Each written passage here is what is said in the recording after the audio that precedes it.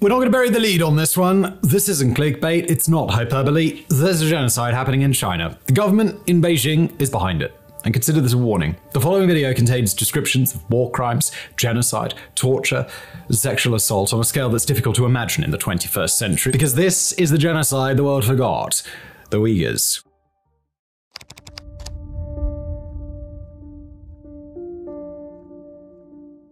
The Uyghurs are a predominantly Turkic ethnic group of Central Asian descent. They are Sunni Muslims, one of the larger Islamic minorities in China, and one of the few recognized minorities by the Chinese state. There are between 10 and 12 million Uyghurs living in their native Xinjiang region. They have a lot of cultural, religious, and societal similarities to Kazakhs, as well as a burgeoning international community. The Uyghurs have a sordid history with the Chinese state and the Chinese Communist Party, CCP specifically, having clashed with the CCP on several occasions throughout the 20th century. There are historical calls from Uyghur separatists to declare independence from China, putting them at odds with the government in Beijing. Xinjiang is a large, mostly rural region in northwestern China. It borders 4 of the stands to its west: Kazakhstan, Kyrgyzstan, Tajikistan, and a tiny sliver of Afghanistan. To its east is Mongolia, then to the north, Russia. Much of it is very flat, in keeping with the Asian steppe in which it's located. It's also known as East Turkestan, Uyghurstan, and the Xinjiang Uyghur Autonomous Region, or XUAR for short. The local authorities in Xinjiang, like anywhere else in China, are part of the Chinese Communist Party. The CCP committee secretary, generally a member of the Han Chinese ethnic group, outranks the XUAR government chairman, who's always a Uyghur.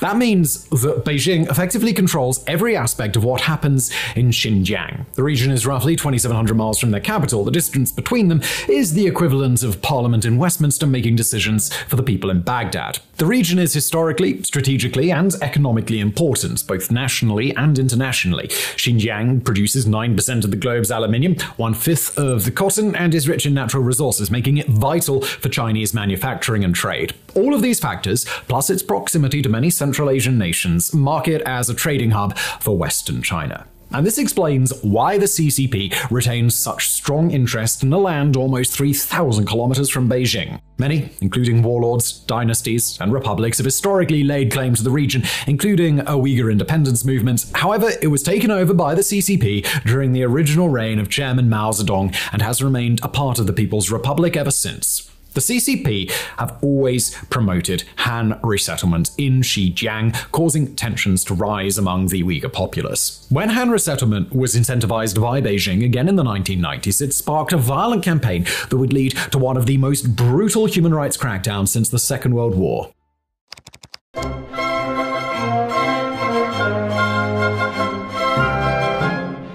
Between the 90s and the 2010s, there have been a series of Uyghur terror attacks within China, due in part to the state-sponsored resettlement in majority Uyghur areas. The CCP's response to extremism has been consistent, establishing a strike-hard anti-terrorism campaign as early as 1996, a campaign it sees through in Xinjiang to this day. In July of 2009, riots in the XUAR's regional capital of Urumqi saw clashes between Han Chinese and Uyghurs, necessitating the Chinese military to step in and quell the violence.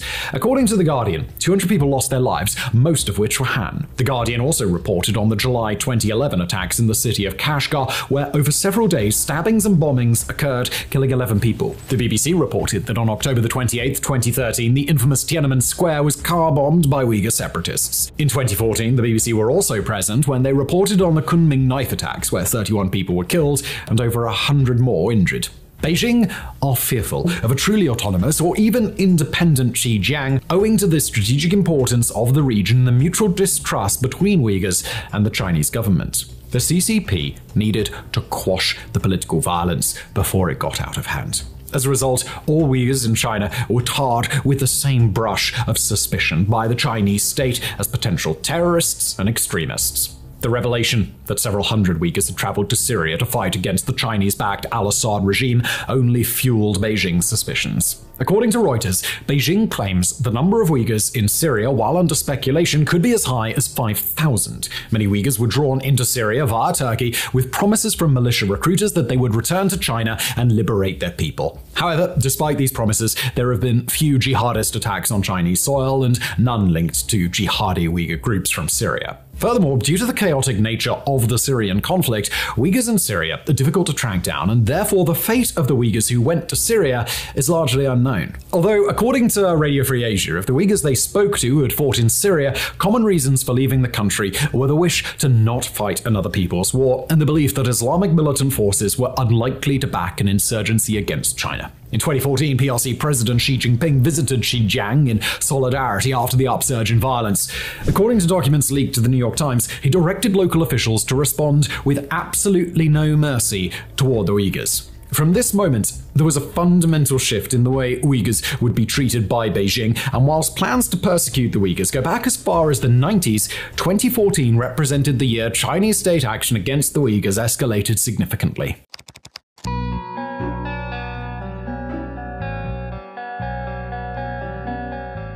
Human Rights Watch asserts that an overlapping network of local and national rules have been enforced in Xinjiang, resulting in what political journalist Jeffrey Kane refers to as the perfect police state and the total subjugation of the region. At first, it was on a smaller scale, with local governments implementing specific edicts, such as a ban on headscarves and long beards for security purposes, as reported by CNN in 2015. Soon it expanded. Human Rights Watch concluded in 2021 that there were laws enacted in Xinjiang banning the religious instruction of children, prohibition on materials that undermine national unity, and de facto bans on religious gatherings. In 2016, the state officially pushed its way into people's homes with its Becoming Family program. According to Human Rights Watch's landmark 2021 Uyghur report, Chinese state officials would enter Uyghur homes in Xinjiang to stay overnight, and sometimes longer, under the guise of introducing new relatives to Uyghur families. Human Rights Watch states that this was for internal surveillance of families believed to be a threat to the state. The veil of suspicion that cascades over Xinjiang applies almost ubiquitously, and especially of those who make contact with the world outside of China.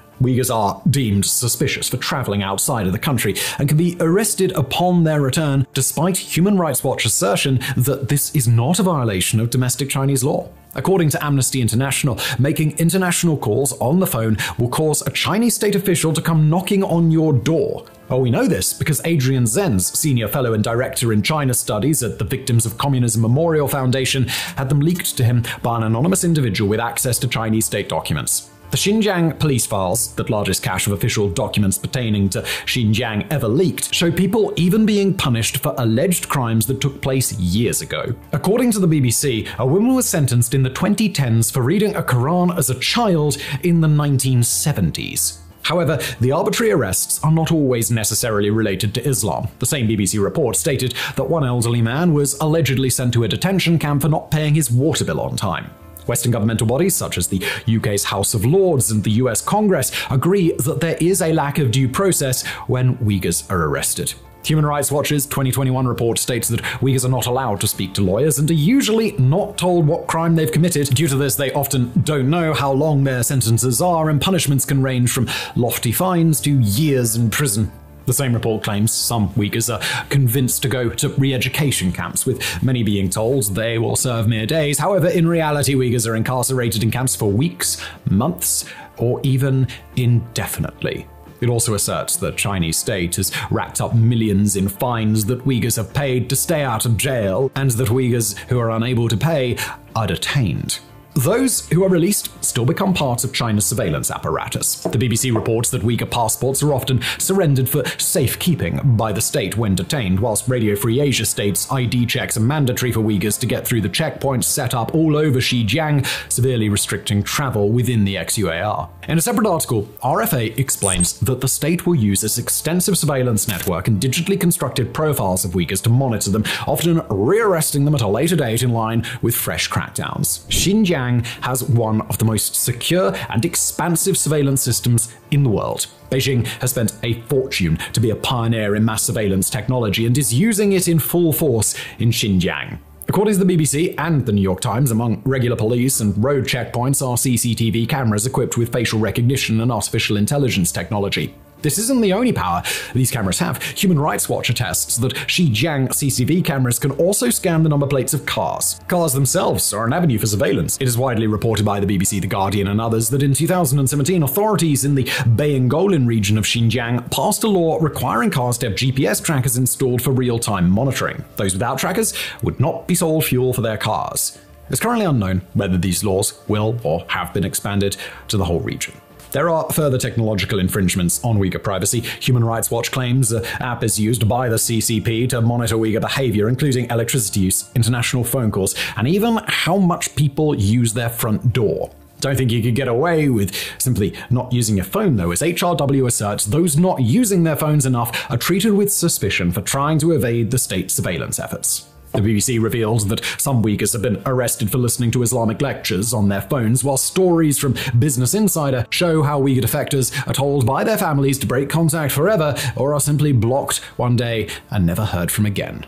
These are indicators of a people who are aware their every move is being watched. According to Radio Free Asia, mandatory health checks are carried out on Uyghurs in Xinjiang in order to collect DNA samples. In 2017, The Independent reported Xinjiang purchased $8.7 million worth of DNA scanners, enough to analyze millions of samples a year. Document number 44, a Chinese regional public security directive partially leaked by the Associated Press, instructed officials to comprehensively collect three-dimensional portraits, voice prints, DNA, and fingerprints.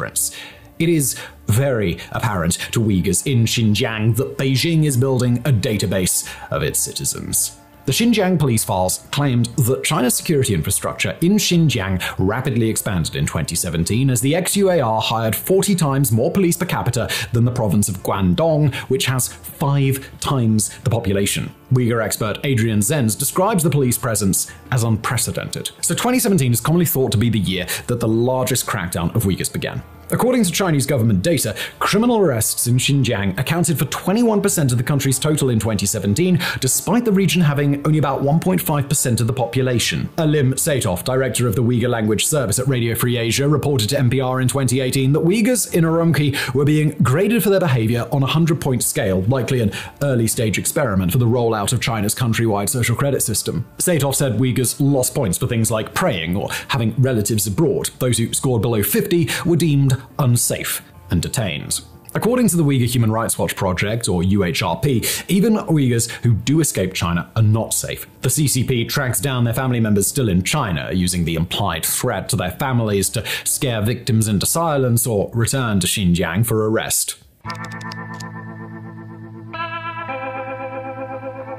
Human rights groups and countries across the globe accuse the Chinese government of detaining over 1 million Uyghurs against their will in a network of re-education camps and prisons. The Council on Foreign Relations, a leading geopolitical think tank, claimed that the vast majority of them were never charged with a crime. The arbitrary detention of 1 million people with no due process constitutes a breach of the Universal Declaration of Human Rights and qualifies as a crime against humanity under Article 7 of the Rome Statute of the International Criminal Court. Of the 30 articles that make up the Universal Declaration of Human Rights, China's actions in Xinjiang against the Uyghur people and other minorities break 27 of them. The Council on Foreign Relations also states that throughout Xinjiang is a complex network of hundreds of detention centers housing those 1 million Uyghurs, and that whilst China initially denied the existence of the camps, they later acknowledged them as vocational education and training centers. They vary in size from smaller political re-education camps all the way up to full-blown prison complexes. Their construction started in the mid-2010s but skyrocketed after 2016, with satellite imagery from the time showing the sheer speed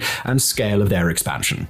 The satellite footage also showed how some facilities were built bespoke, while others were converted from existing infrastructure, such as high schools. The BBC article that showed the world that satellite footage also attested to the camps having been expanded by 440 hectares since 2003, with some sites being estimated as large enough to hold tens of thousands of people. They are reported to be run at a local level, as the Xinjiang police files show the materials ordered to build these camps included barbed wire, as well as references to watchtowers and guard rooms. They were originally built as re-education schools, where, alongside detention facilities, they provided an education to those imprisoned there. One Uyghur told a BBC documentary crew with rare access to the camps, "I have deeply understood my own mistakes, vowing to be a good citizen when released." According to Human Rights Watch, Uyghurs in the detention centers are forced to learn Mandarin and are forbidden from speaking other languages. The same report states Uyghurs are threatened with violence or longer sentences if they fail to learn 1,500 Chinese characters, and detainees are made to answer exams with quotes about their love and commitment to the motherland. And it doesn't stop there. An Amnesty International report explains that Uyghurs are made to participate in flag-raising ceremonies and attend political education classes where they are forced to sing songs about the state, and if someone doesn't know the words or is unable to speak Mandarin, they're beaten.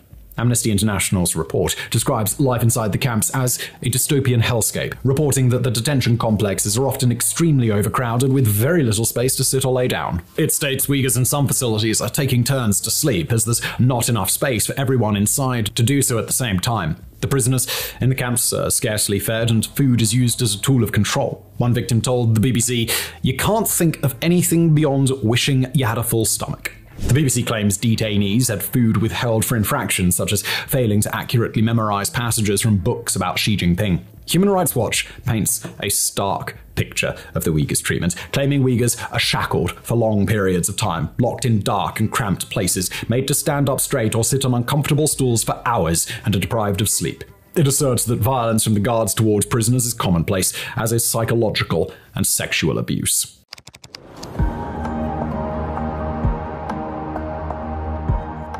In these vast prison complexes, satellite imagery of the camps shows factories on their grounds. As we mentioned, Xinjiang produces 9% of the world's aluminium, and bodies are needed to staff the factories that use it for manufacturing things like cars. The US Department of Labor states that Uyghurs are being forced to work in these facilities. This is not the first news of this kind, as the New Yorker has reported cases of Chinese officials going door to door in Xinjiang to requisition workers, yanking them out of their homes and taking them to work in fish processing plants in Shandong. If not sent to a factory, Uyghurs may be sent to the fields to pick cotton. China is by far the largest textile manufacturer on the planet, and Xinjiang happens to grow 1/5 of the world's cotton. Human Rights Watch, as well as other leading human rights charities like Anti-Slavery International, claim Uyghurs are forced to pick cotton while being watched 24/7 by officials who live, eat, study, and work alongside them. This provides a basis for the Uyghurs' ongoing education, as well as supervision. In the Xinjiang police files, there are references to guiding the pickers to consistently resist illegal religious activities, indicating that the policy of forced labor is geared toward Islamic minorities. The BBC's report on Xinjiang's cotton industry says that Uyghurs are taught that working for the state is glorious, while raising children at home fuels poverty. It also shows how the state provides centralized systems of care for children, the elderly, and for livestock, so that according to Beijing, everyone is freed from the worries of going out to work. All of this, according to the BBC, is done under the guise of a Chinese regional campaign to end poverty by boosting the economies of rural areas. This allows China to refute its ongoing forced labor campaign through plausible deniability, using their own spin to make their policies appear more progressive. Beijing claims those who go to pick cotton are volunteers. Western nations have promoted economic measures to stop the West from buying cotton or aluminium from Xinjiang, including a complete ban enforced by Washington, but this has done little to slow China's forced labor campaign. Once aluminium is melted down or cotton is spun into clothing, it is incredibly difficult to identify where the source materials have come from. Not to mention that the West is not the only market for China to sell its goods to.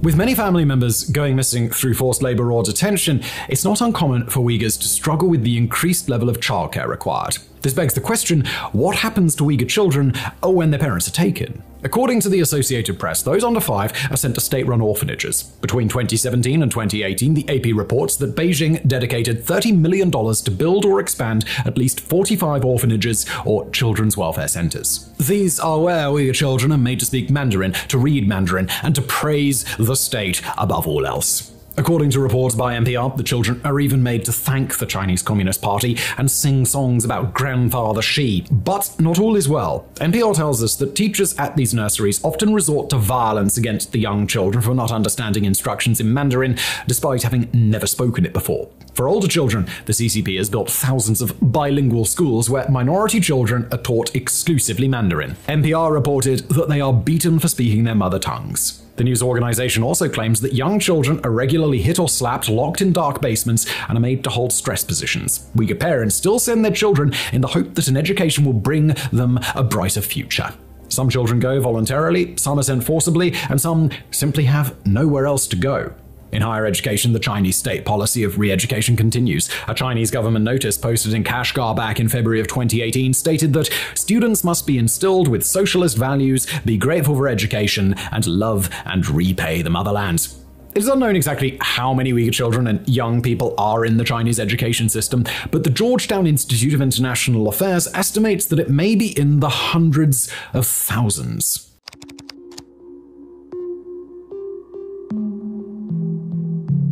Uyghur women are reported to suffer some of the worst fates at the hands of the Chinese state. Chinese regulation on childbirth has caused officials to become very aggressive with Uyghur households. Despite once holding preferential treatment within China's famous one-child policy, the tables have been turned in recent years, with Uyghur women being persecuted relentlessly. Radio Free Europe reports that Uyghur women and other ethnic minorities are often threatened with internment in the camps for refusing to abort pregnancies that exceed birth quotas. Meanwhile, the AP found that local governing bodies have built and expanded systems to reward those who report illegal births, further sowing distrust among Uyghur communities already spying on each other. Even more horrific, however, is the ongoing systematic process of forced sterilization of Uyghur women. It is reported by human rights groups like Human Rights Watch that hundreds of thousands of Uyghur women have been publicly and involuntarily fitted with intrauterine devices or IUDs to prevent pregnancy. They report that Uyghur women are forced to endure the humiliation of being stripped naked and beaten before being made involuntarily infertile. According to the AP, many of the implanted IUDs were designed to be irremovable without special instruments, causing complicating side effects, severe pain, and bleeding. The Uyghur Tribunal, an independent tribunal in the UK assessing Uyghur human rights violations, found in 2022 that Uyghur women had also been coerced into receiving irreversible sterilization surgery and were injected with birth control drugs against their will whilst in prison. Human Rights Watch accuses the Chinese state of attempting to limit the Uyghur birth rate through a campaign of fear, violence, and mutilation, referring to it as an attempted genocide, as does the Uyghur Tribunal. The BBC reported that Uyghur women also face an institutionalized campaign of sexual assault, sexual violence, and rape that is endemic among the female detained population. One Uyghur woman, Tersine Zaudun, who was incarcerated herself in Xinjiang, told the BBC that the men wear suits rather than police uniforms and masks to hide their identities. Zaudun summed up the experience in the camps for women, stating, "They say people are released, but in my opinion, everyone who leaves the camps is finished."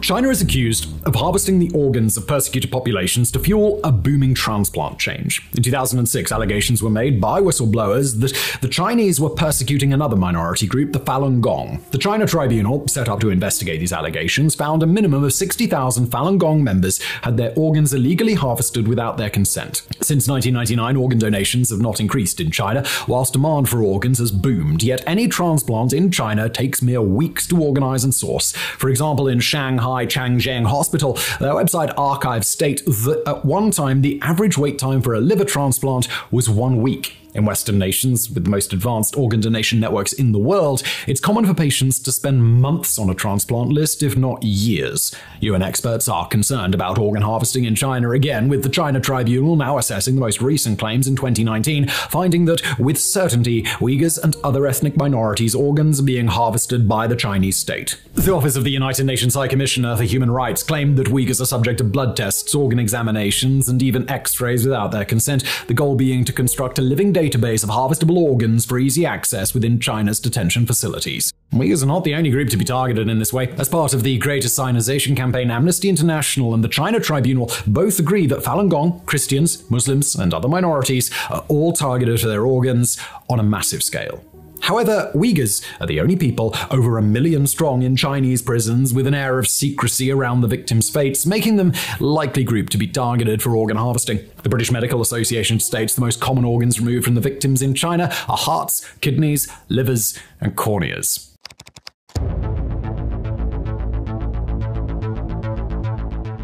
China's attempts to subdue Uyghur culture also come from the targeting of the Islamic faith across the country. According to the Australian Strategic Policy Institute, or ASPI, 2/3 of Xinjiang's mosques, approximately 16,000, are reported to have been destroyed or damaged since 2017. The ASPI states on its piece entitled Cultural Erasure that Islamic script, symbols, and even minarets have been removed from buildings and cemeteries. Even the holiest elements of Islam are being curtailed by Beijing. The BBC tells us that many Uyghurs, such as students or those in government jobs, are banned from fasting during the festival of Ramadan. NPR says that Muslims must plan their Hajj pilgrimage to Mecca with the state, and failing to do so will lead to arrest upon their return. According to Time magazine, the Hajj is also used as an apparatus to repatriate exiled Uyghurs as they travel. China's regulatory changes when it comes to religion is ongoing. Human Rights Watch states that as recently as February 2024, policies brought forth by Beijing are focusing on the Sinicization of religion, ensuring that all faiths align with Han Chinese culture, doctrines, and customs. China's campaign against Israel doesn't stop there.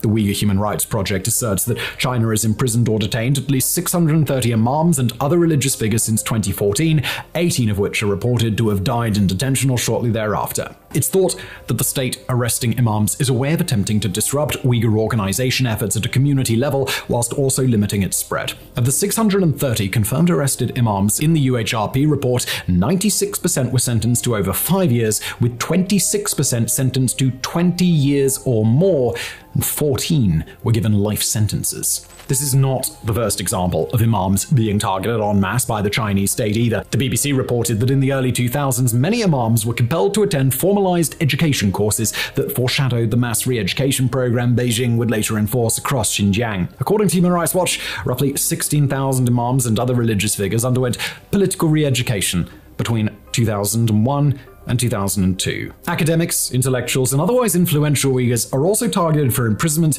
just as imams are. As of December 2023, the charity Uyghur Help's published list of detained Uyghur intellectuals since 2016 is 448 names long and includes engineers, painters, actors, singers, writers, journalists, teachers, professors, and doctors, among many others.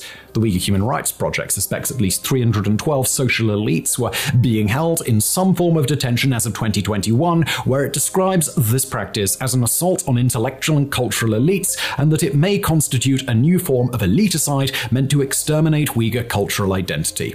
Han settlers are still continuously encouraged to move to Xinjiang, owed to the economic importance of the ex-UAR, the very same resettlement that caused tensions to originally rise in the 1990s. Radio Free Asia states that China offers incentives to Han Chinese who settle in the region, with Han reportedly being offered land, jobs, and economic subsidies for moving to Xinjiang. RFA also claims that China is promoting the intermarriage of Uyghurs and Han, offering money and household appliances to mixed couples. Human Rights Watch accuses the Chinese state that in doing this, and in collaboration with other strategies like stunting population growth, that the state are watering down the Uyghur population generation by generation and attempting to assimilate the Uyghurs into the dominant Han diaspora over time.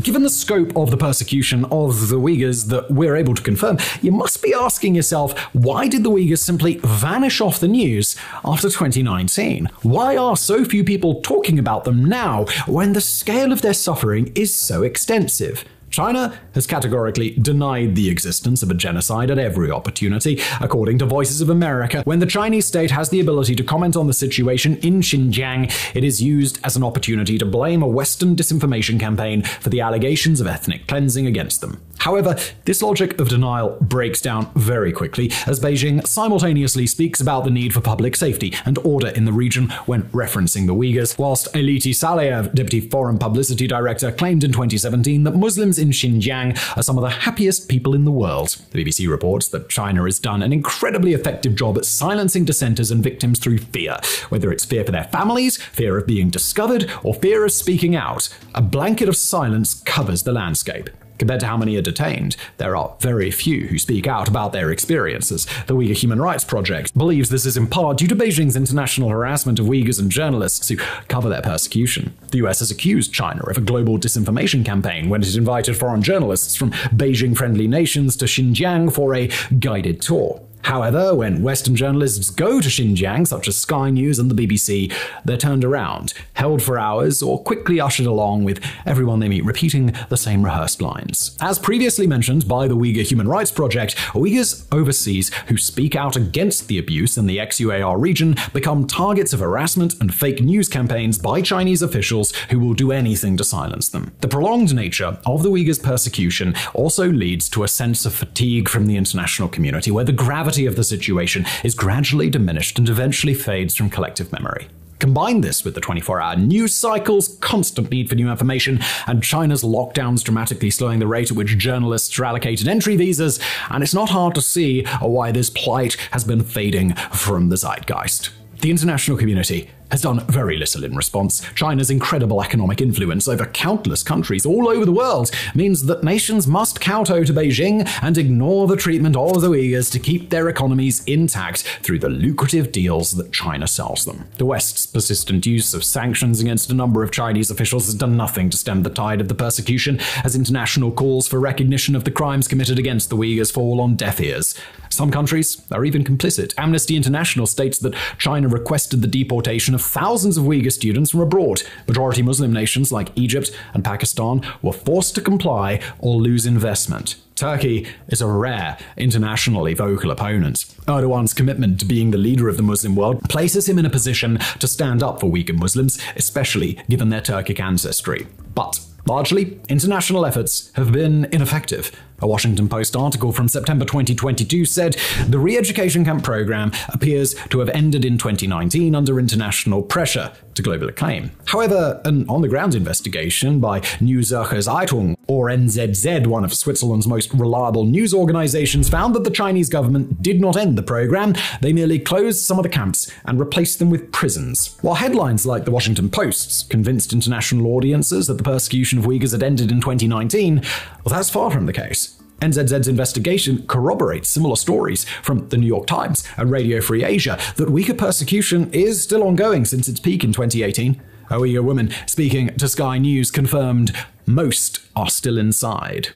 According to human rights charity, the Minority Rights Group, or MRG, Uyghurs are still being persecuted in Xinjiang to this day. Ryan Thum, professor at Loyola University in New Orleans, said that these events will create a multi-generational trauma from which many people will never recover. According to a British government report on the Uyghurs, population growth rates fell by 84% in the two largest Uyghur prefectures between 2015 and 2018 and declined further in 2019. Those who survive will go back to find their homes occupied, their jobs taken, and everything related to their faith destroyed. They will have no communities, no families, no religion. They would continue to be closely monitored by the most invasive surveillance network on Earth, with the population living in fear that the little they have left will also be taken away.